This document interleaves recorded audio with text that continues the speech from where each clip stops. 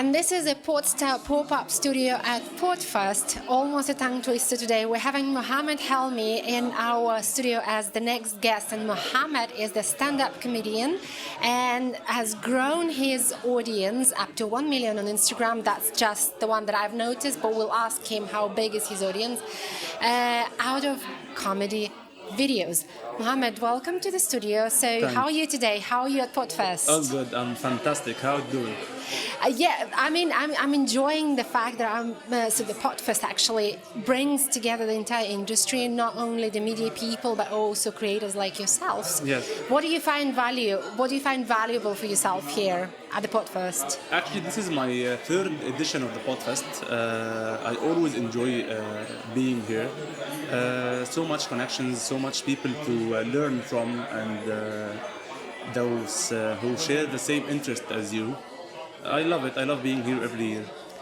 So, your audience on Instagram, just what I've noticed, only one channel, I didn't check anything else, is 1 million followers. Yes.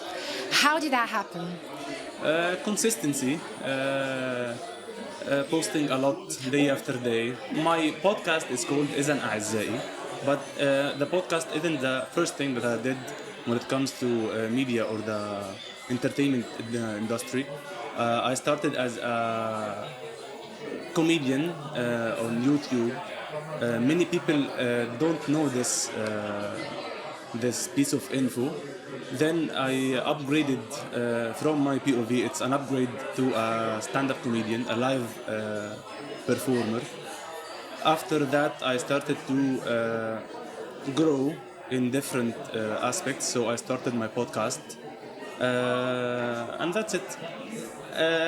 Somewhere between performing stand-up and doing the podcast, I decided it was actually the COVID timing. Mm-hmm. I started posting reels on Instagram, and it went viral, one after another. So I kept posting. I thought consistency is the key for any growth, so I posted daily videos. That's how my Instagram fan base growed, and that's it. I have actually 1.1 million on Instagram. I have 2.1 million on TikTok, and I call them my social media family. If they are not just followers, I treat them as family. Of course. Yes. Yeah.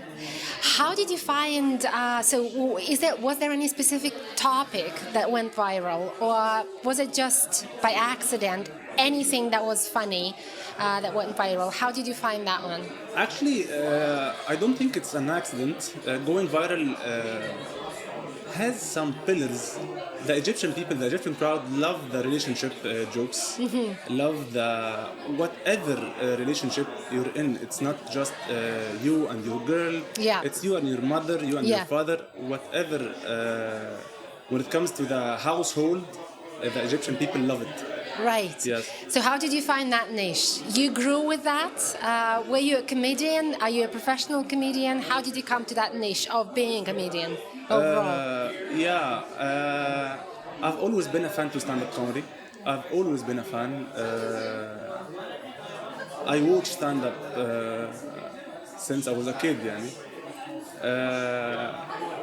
One time after another, I was having so much fun in a comedy show. I started investigating how can I start, where can I start, and I tried one live show, and it was an addiction. Having the instant feedback of audience, you tell a joke and you take the instant feedback is outstanding. Really? So I've been doing stand-up for the past 10 years. Yeah. And from all those things I'm doing right now, if I'm gonna choose only one thing, it's gonna be stand-up.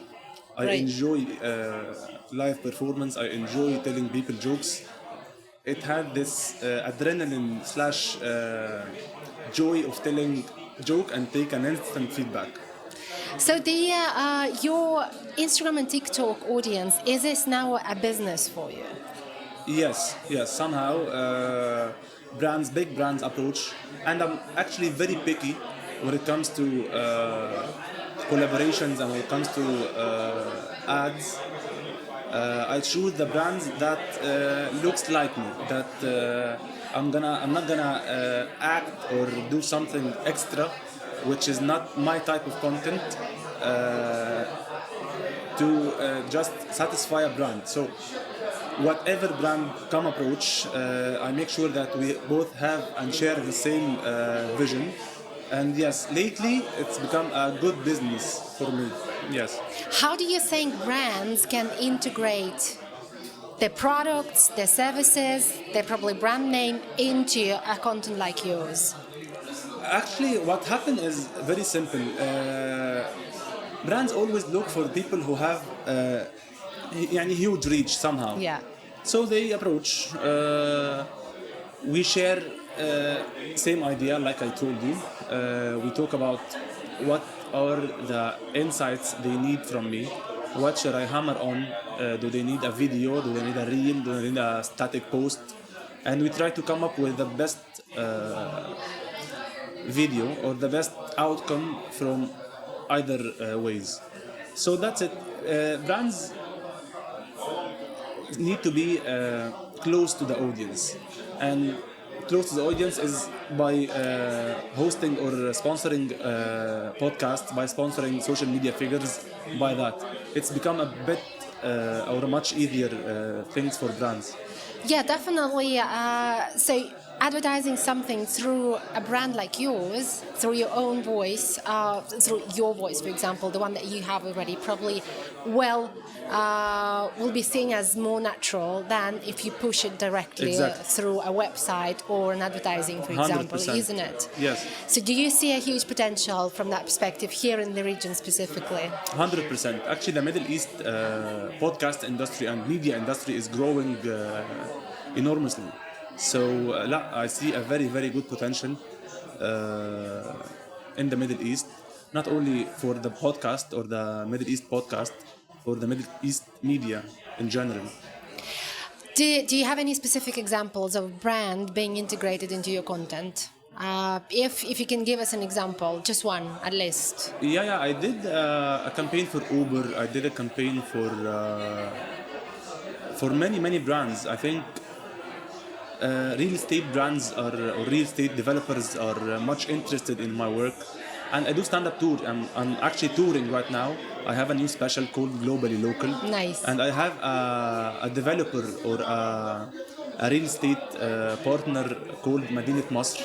Madinat Masr is a big real estate name in Egypt. Yeah. And that's exactly what I told you. They share the same vision of our history and our roots. Yeah. And I saw a very, very good potential. So they are sponsoring my whole tour.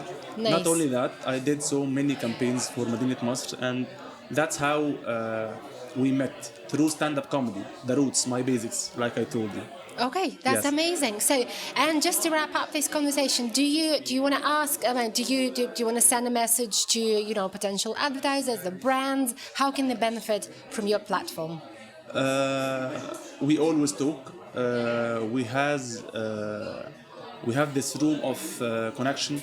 We listen. We know what exactly the brand needs from us. Yep. And we try to make it clear to the audience, subtle for the audience. We don't do it as a push-up ad. Yeah. Take this ad. We're advertising. No, we do it with a very subtle way. So yeah, reach out. Lovely. Thank you so much. Thank you Great so much. having you at Thank the PodFest and PodFest Pop-Up Studio. Thank you. Thank you so much. Thank you.